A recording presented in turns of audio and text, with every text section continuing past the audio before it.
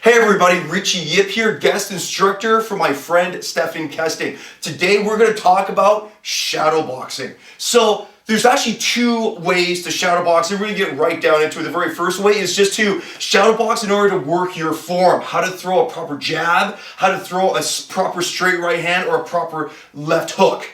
That's the first way. The second way is to use your imagination where you're actually fighting an imaginary opponent and you're using defensive maneuvers with your strikes. So we're going to talk about the very first way, which is basic form, all right? The most common mistake when people start to shadow box is that they're actually thinking they're hitting something, meaning that here's my jab, and then here's my right hand. Now, if I'm doing focus mitts with somebody and somebody's holding focus mitts for me, their focus mitt may come in hard and stop my jab, or it may stop my right hand. You want to get out of that habit. The most basic way to teach somebody how to strike is to have them hit something, actually have them strike something.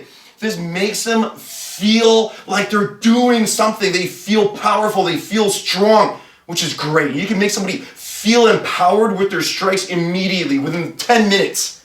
But that's actually a mistake in the sense that as soon as you start sparring, you'll soon discover that most of your punches hit nothing. They actually hit the air. People are hard to hit, especially if they know how to hit you back. So it's important to understand that all the strikes need to fully extend. And you want to feel a stretch in your lat, in your shoulder. See how my shoulder comes up to my ear. It's no different. If I'm throwing a jab, it's no different than me trying to keep a weight, like a 60-pound weight, over my head. How would I hold a 60-pound weight over my head? Would I hold it like this? No. This is too much strain on my muscles. I would hold it like this. Guess what this is? It's my jab or my right hand. So I want to use my skeleton in order to develop power and range for my jab. So I want to get used to fully extending. I want to get used to fully extending. I don't want to just hit a heavy bag and pretend that it's stopping me, right? So I want to get fully used to extending all of my strikes. The next thing is people start to admire their form. They want to see their punches. Here, I'm going to do a little shadow boxing, and I can see all of my strikes, and man, I look good. But I'm fighting a little kid. Don't fight little kids.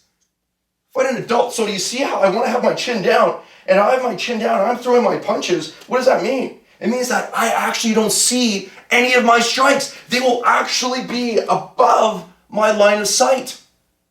And a lot of people will say, well, Richie, I can't see the target. You don't need to see the target. And I've done this many, many times where I have my students hit a focus mitt and I have them look at my shoes. Their chin will be down. And I have them punch over their head. Their chin is down. Me looking at the target means my chin is up. Oh, and I can see my punches. Oh, I look so good. But I want my chin down. So I don't want to see my own strikes. I don't want to see my arm. I don't want to see my hand. Right? I know exactly where the target is. I know that is directly above your spine. If I'm going for your head, I know exactly where it is. Right? And I can see it out of my peripheral vision. All right? So you want to get used to extension. You want to get used to hitting nothing, right? Because most of your strikes will hit the air when you start to spar. And as well, you want to keep your chin down. The next thing is that hooks. Most people, when they throw the hook, will have the heavy bag stop the hook, or they'll have the focus mitt stop the hook. But what happens when we spar and our punches hit nothing? What stops the hook? Momentum, right? The momentum will just die. So what does that mean? It means that all strikes are retractions. All strikes are retractions. Here's my jab. See, it retracts back. See my right hand? See, it retracts back. My hook retracts back along the exact same path. See the path? Comes right back. Doesn't do this. See how it's circular? What am I doing? A hammer fist. I want to throw that hook, you see it comes all the way back. And you see how I'm actively stopping the strike and I'm using the muscles of my back to pull the punch back in. You look at pictures of Bruce Lee and he has those huge back muscles, latissimus dorsi, right? You also look at Conor McGregor, all these people have that like hyper developed back muscles. Why is that? Doesn't make any sense. I'm When I'm throwing punches, aren't I using the front of my body to develop power? Well, yes, you are, but that's the retraction, right? So do you see how I want to retract all of my strikes? What's the mistake? Oh, my chin's up, and I'm admiring my strikes, right?